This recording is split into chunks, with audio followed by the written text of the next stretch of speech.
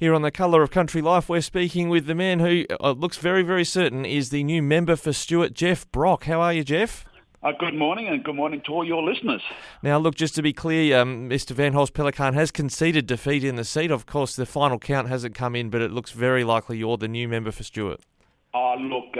First up, let me congratulate not only Dan, but I'll talk about Dan in a minute, but all the candidates put their hand up for the state election. I congratulate them for nominating, because they all did it for the one reason, in my view, is for the betterment of their communities and regions.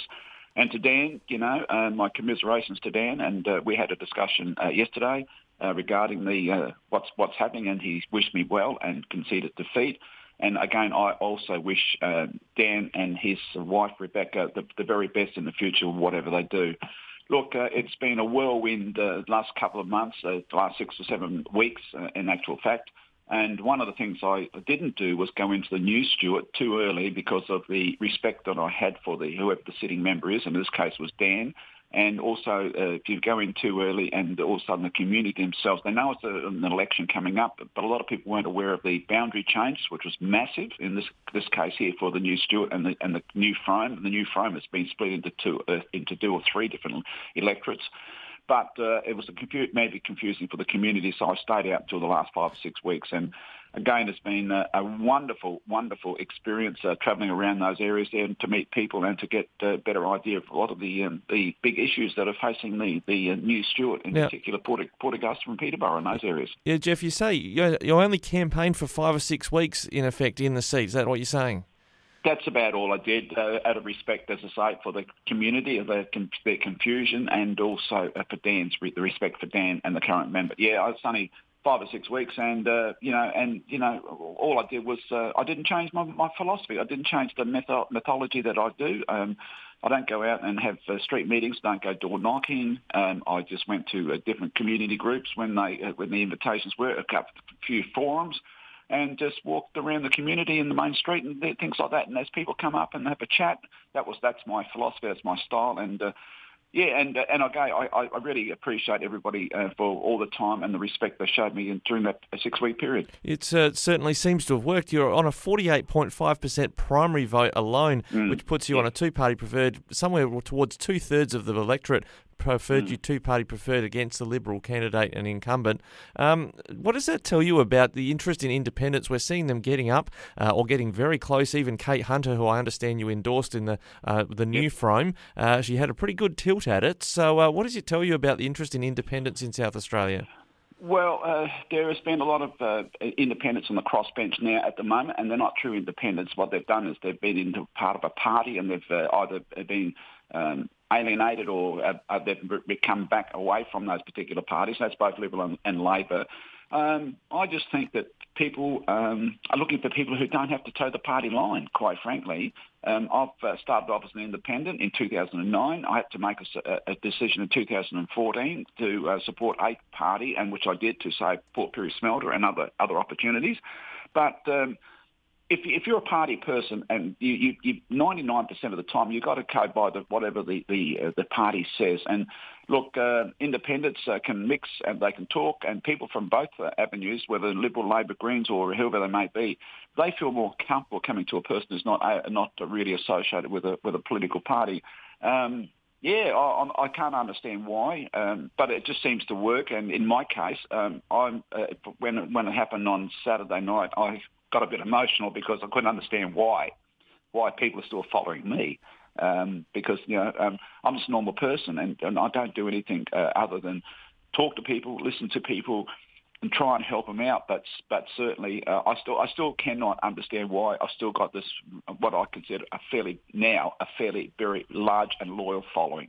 Yeah, that's quite incredible, Geoff. Look, what is your first order of business for the electorate of Stuart when you get into Parliament? Naturally, there's a whole lot of concerns that would have been raised for you, but what's top of the pile for you once you get into Parliament? Well, there's quite a few issues, but I think the biggest issue we need to do for the community's point of view is the antisocial behaviour that's happening at Port Augusta. That's been going on for a long, long time now, and I just no disrespect to the locals in Port Augusta. It's the issue is the influx of people from outside of Port Augusta, from the lands, etc., coming down, and there's been I think there's been a lack of local input directly into this committee that the previous member had organised, and most of those people are fairly high in the agencies and so forth. But my understanding is most of the meetings are held in Adelaide or by Zoom.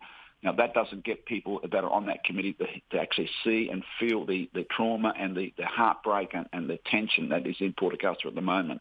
So one of the things that I have done in the last 2 or 3 weeks is to actually call together various Aboriginal groups and communities groups together for me to better understand and how can we as one work collaboratively and right together with everybody on the local issue at the base, so we can actually tackle these issues front on in Port Augusta on the ground. So that's the first thing. Other issues, there's a lot of issues, with health and the lack of doctors and lack of specialist services, especially in the health and well-being and the mental health sector.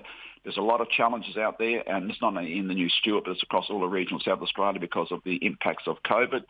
And also, I need to also build up a relationship with the new ministers of the new government to ensure, because one of my philosophies has always been, whether it's a Liberal or Labor Party in government, to build a relationship with the ministers relevant who have got the purse strings, and to be able to have that relationship with them so that I can have a conversation with them without any fear of retaliation and so forth. But a lot of challenges, but certainly I've got a lot of passion, and I feel I'm reinvigorated at the moment. I was very tired coming towards the end of it. But just what I want to do is thank very much the people of the old Frome for their friendship over the last 13 years, and also to my family in particular. My family have been allowing me to do something I passionately enjoy, and I'm passionate about meeting people, helping people, and I really thank them sincerely, because my partner Lynn has, as people most know, I'm widowed, and Lynn and I have been together for many years, and we've got a very large family. We've got 5 children between us. We've got 14 grandchildren, and they're very important. So I have to have somebody to stabiliser on the ground, and Lynn is the stabiliser.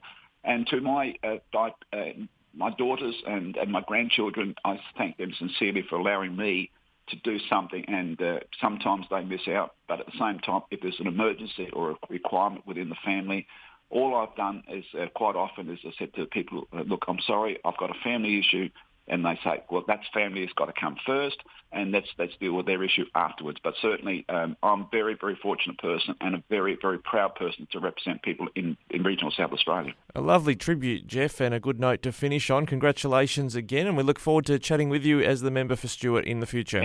Anytime.